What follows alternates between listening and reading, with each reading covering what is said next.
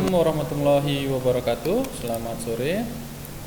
Pada materi kali ini dalam metodologi penelitian, kita akan membahas tentang bagaimana mencari dan menentukan masalah penelitian.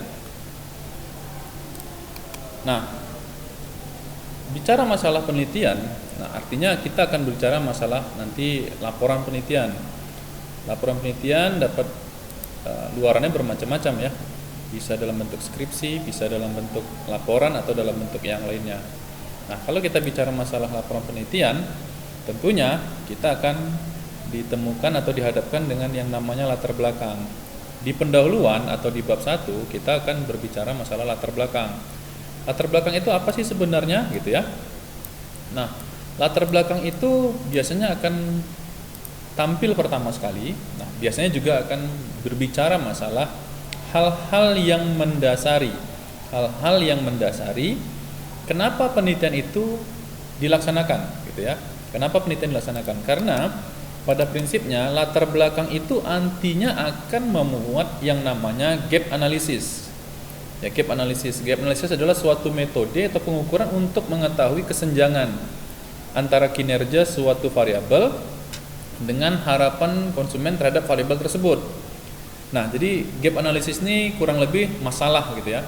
Karena masalah itu definisinya adalah terjadinya perbedaan antara harapan dan kenyataan, itu masalah. Nah, di dalam penelitian dikenal dengan namanya gap analysis. Di latar belakang akan muncul banyak masalah atau banyak gap analysis. Jadi gap analysis itu bisa macam-macam. Bisa dari bentuk fenomena.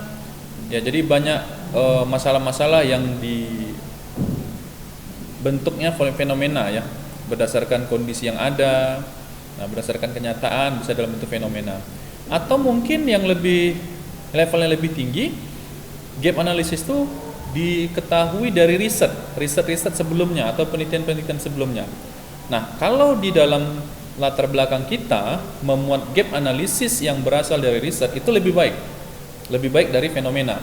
Artinya masalah-masalah itu sudah dibuktikan oleh peneliti-peneliti sebelumnya berdasarkan riset-riset mereka. Jadi bukan berdasarkan prediksi kita.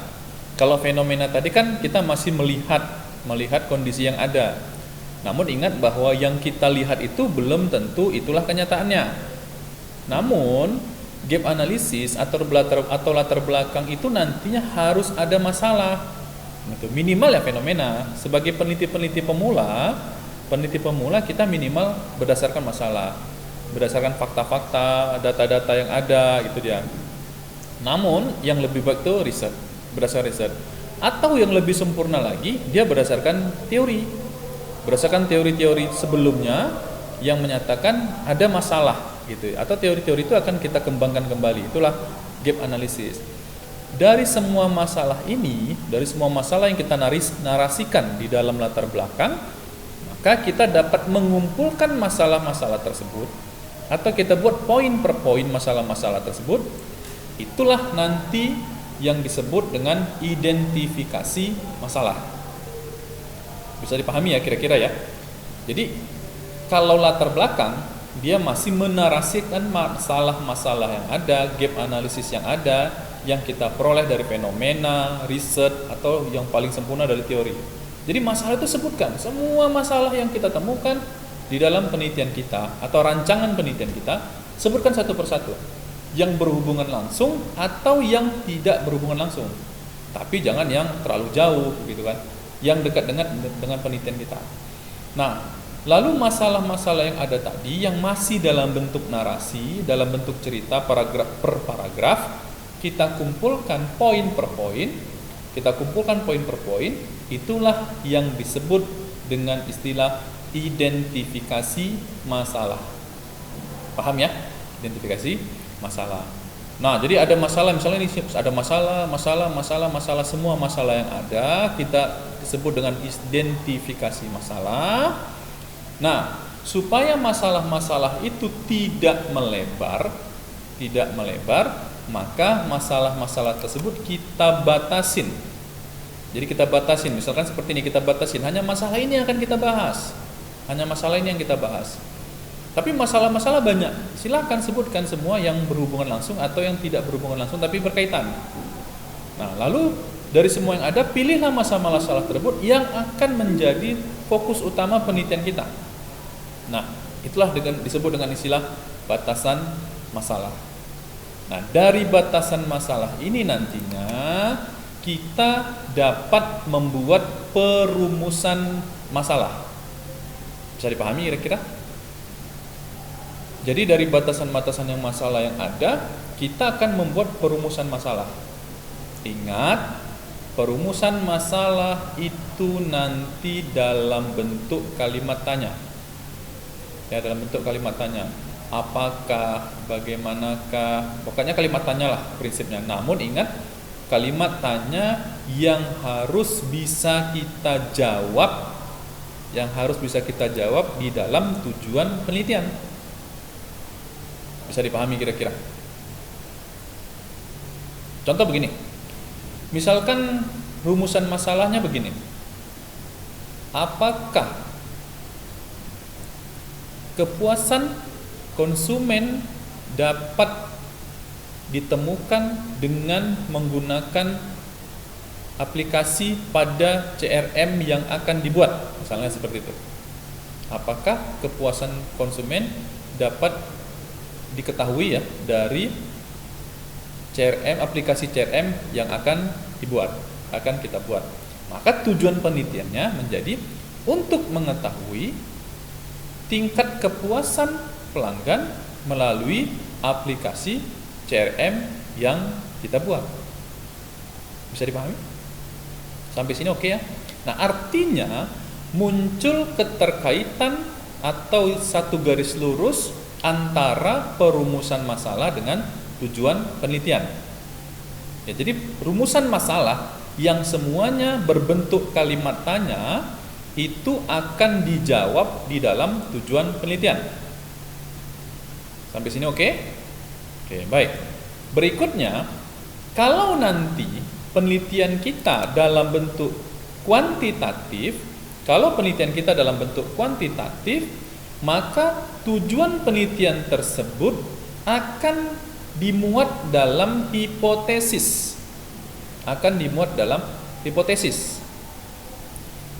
Apa itu hipotesis? Hipotesis itu adalah dugaan sementara.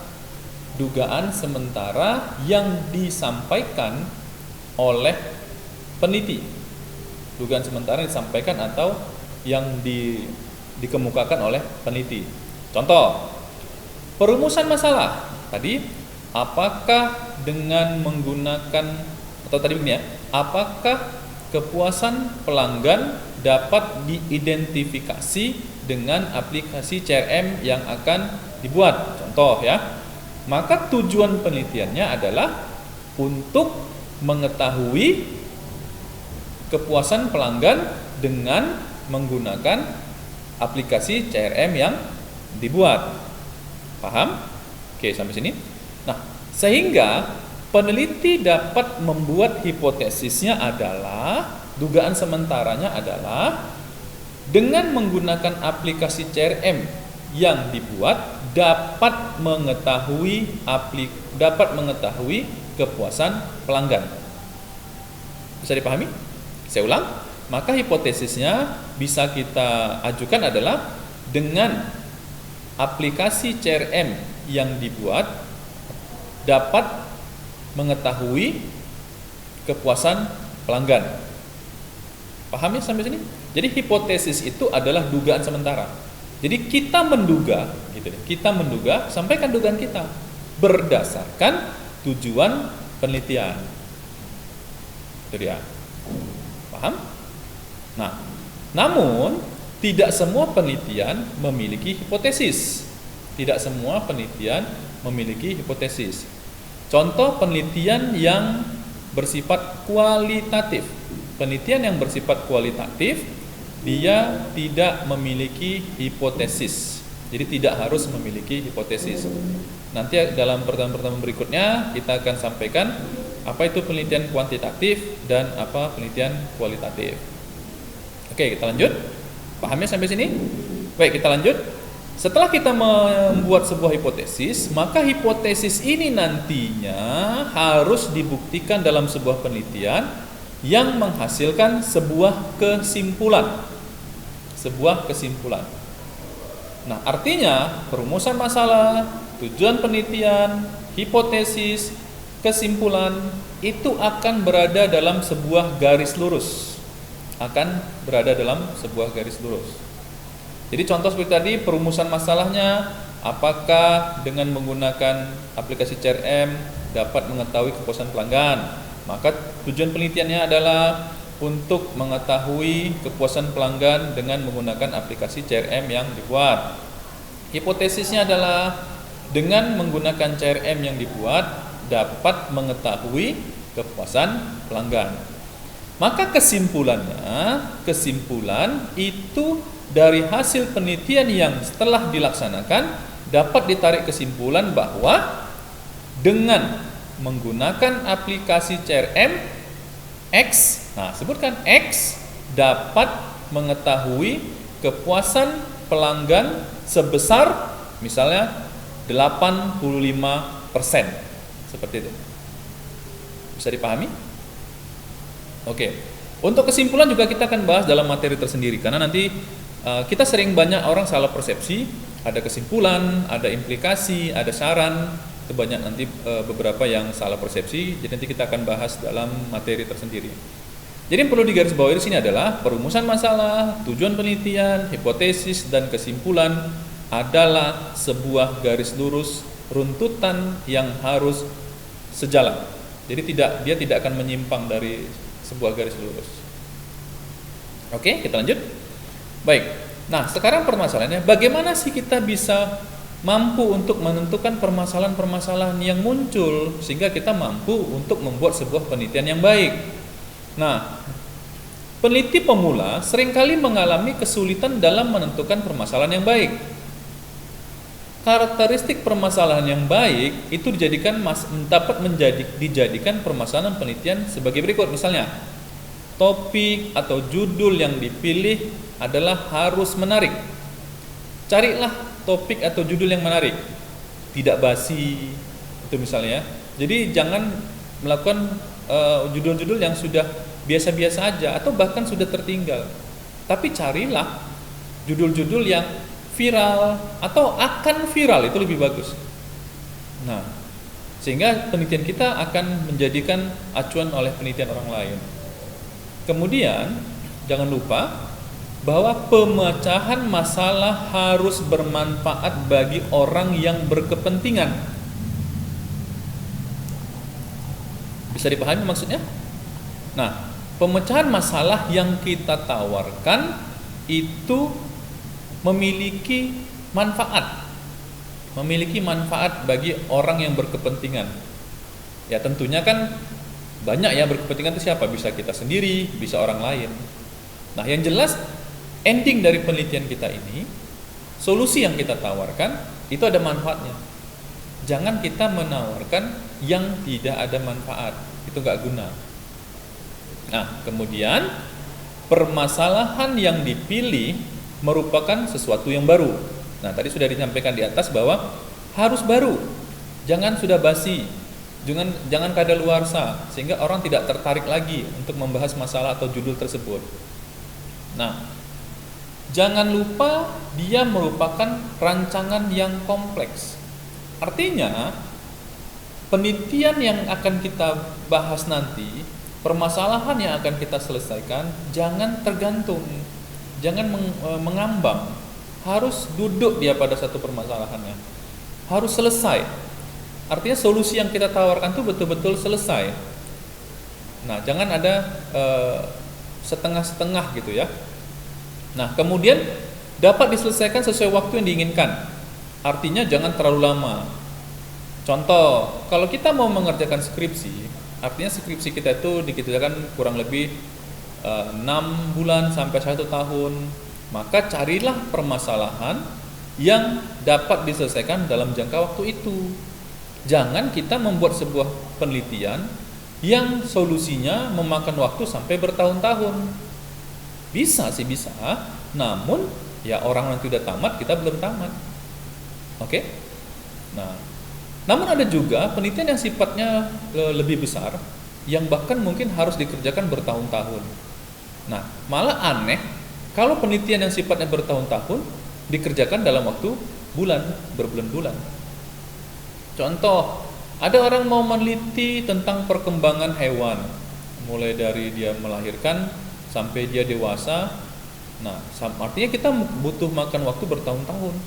Misalkan penelitian tentang gajah, bagaimana gajah itu lahir sampai dia melahirkan, dia butuh waktu bertahun-tahun. Aneh kalau penelitiannya hanya dikerjakan dalam waktu bulan, 2-3 bulan. Itu kan nggak masuk di akal.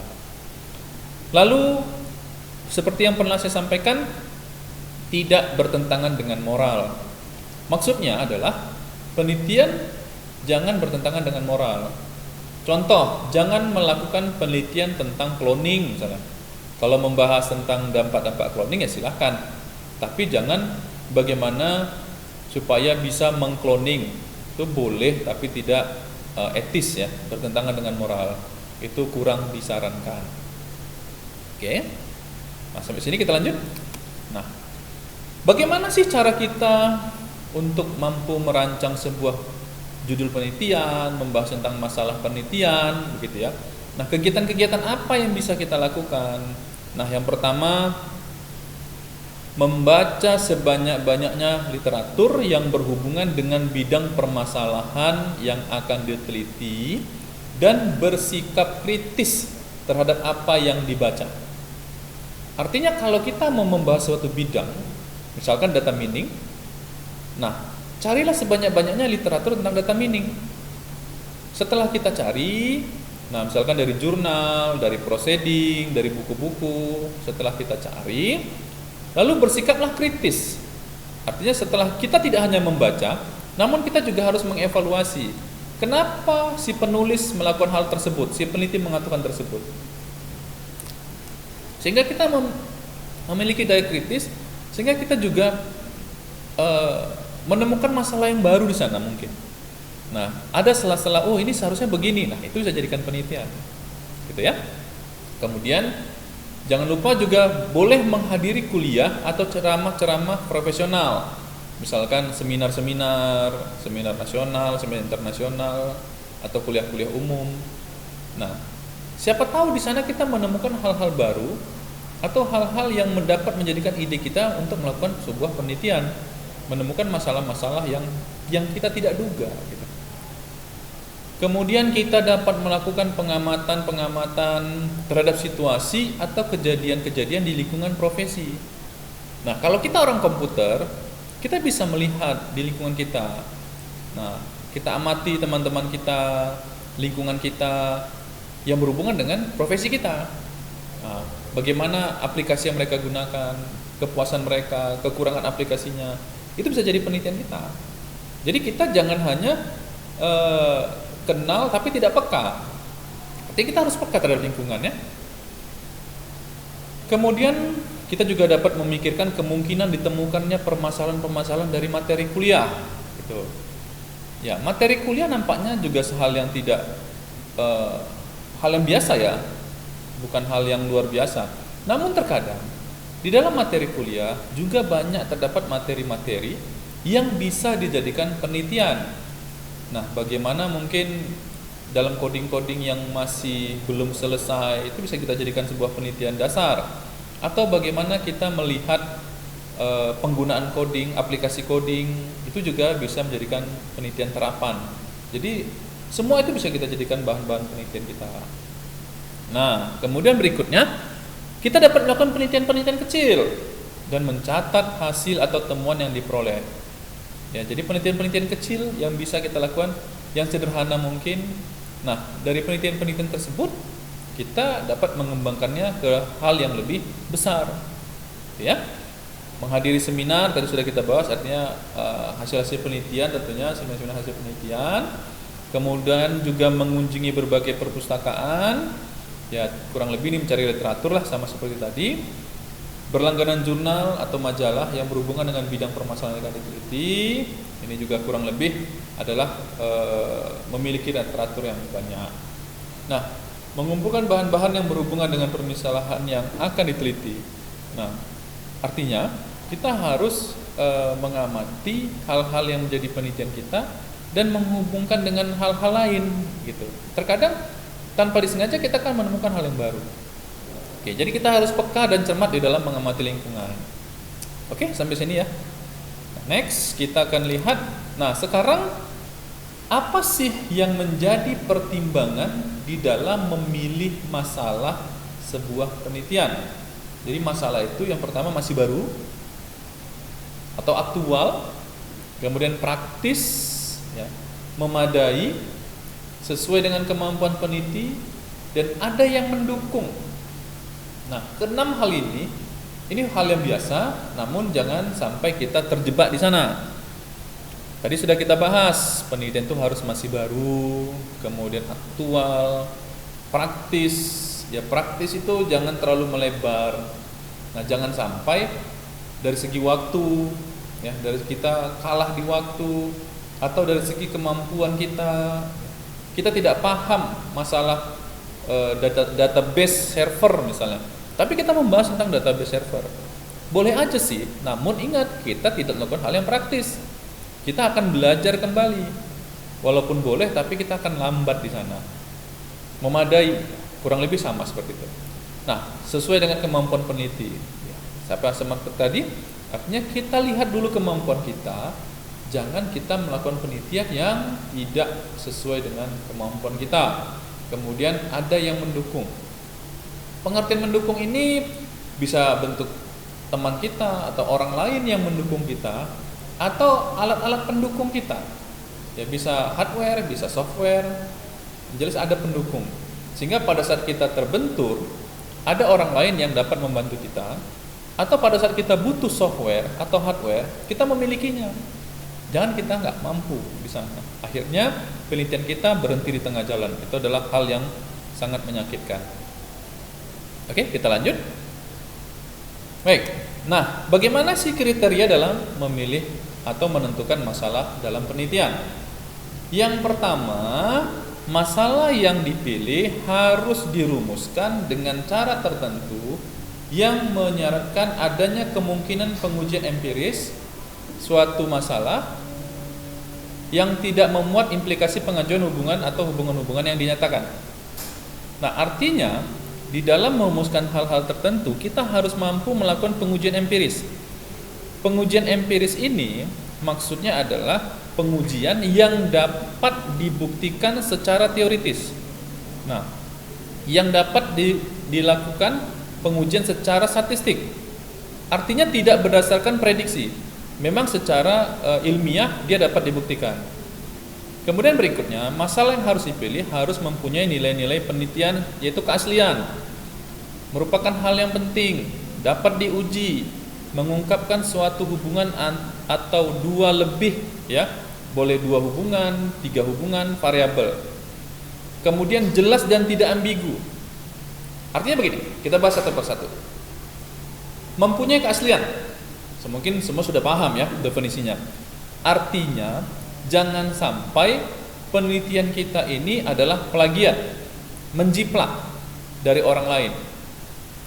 Kalau seandainya ada ide dari orang lain, silahkan kita melakukan penelitian sendiri. Tapi kita bukan menjiplak. Bisa dipahami kira-kira? Contoh begini, si A melakukan riset tentang penyebaran COVID di Asahan misalnya. Si B juga melakukan riset tentang penyebaran COVID di Batubara. Apakah si B menjiplak si A? Belum tentu. Selagi si B tidak mengambil data-data si A, selagi si B tidak melihat apa yang dilakukan oleh si A, dia lihat boleh, tapi dia modifikasi. Artinya pendahuluan si B buat sendiri, tinjauan pustaka dan sebagainya, si B juga rancang sendiri. Datanya juga si B mencari sendiri di lokasi dia gitu. Artinya walaupun judulnya mirip, tapi mereka melakukan 2 hal yang berbeda. Itu tidak plagiat. Bisa dipahami kira-kira? Oke.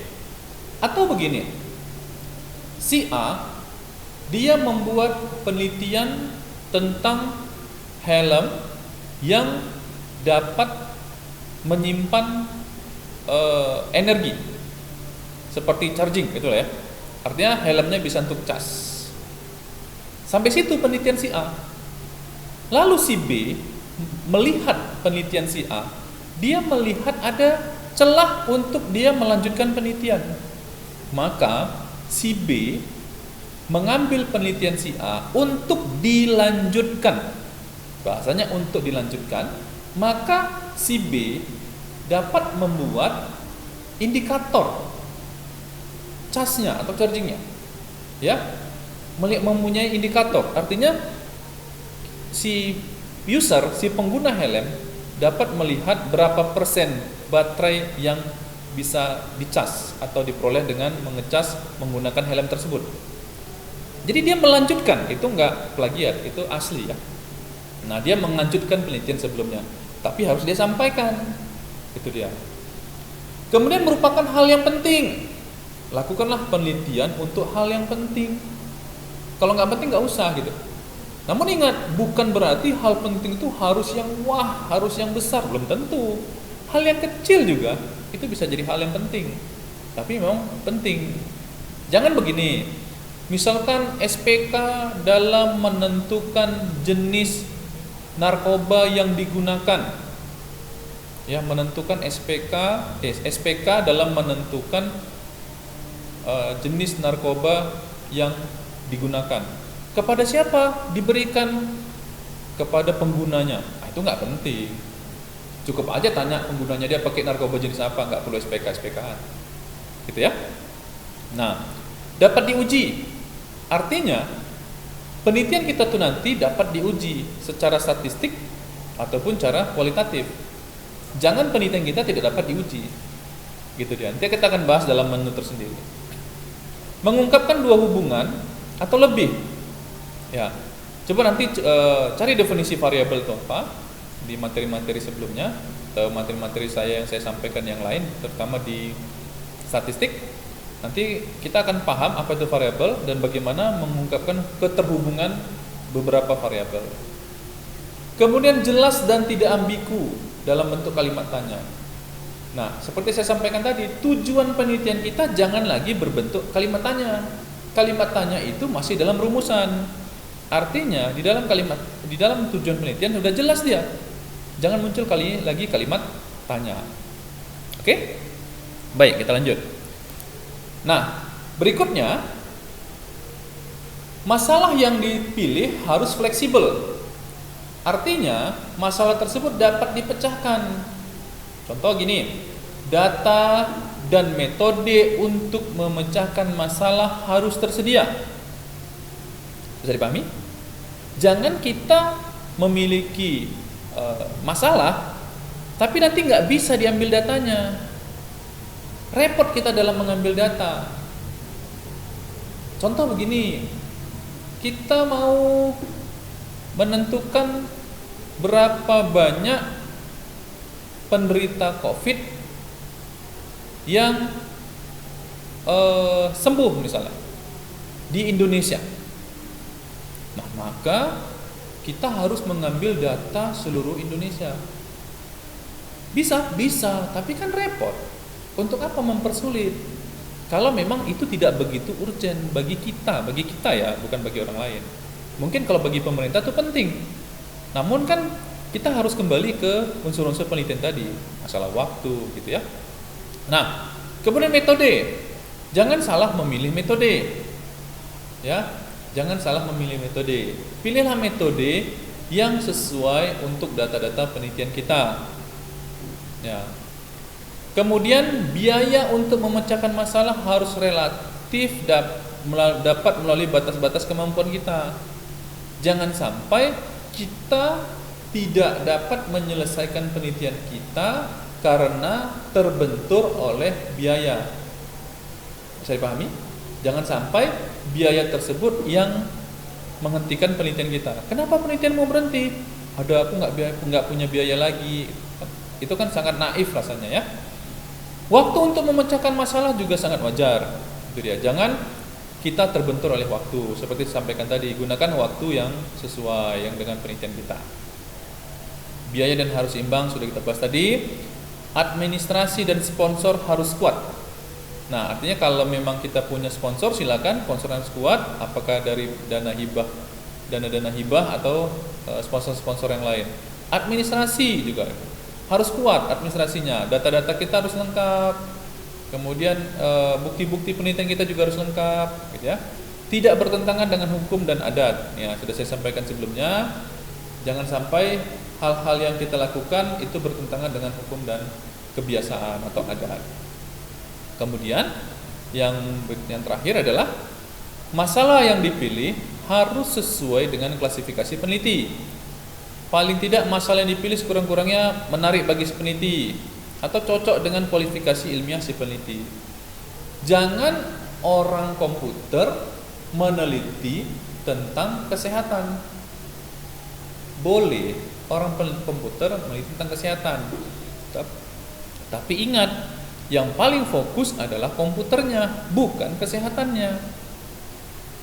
Bisa kira-kira, misalkan begini, sistem pakar untuk mendiagnosis penyakit atau virus COVID, ya, sistem pakar untuk mendiagnosis penderita virus COVID.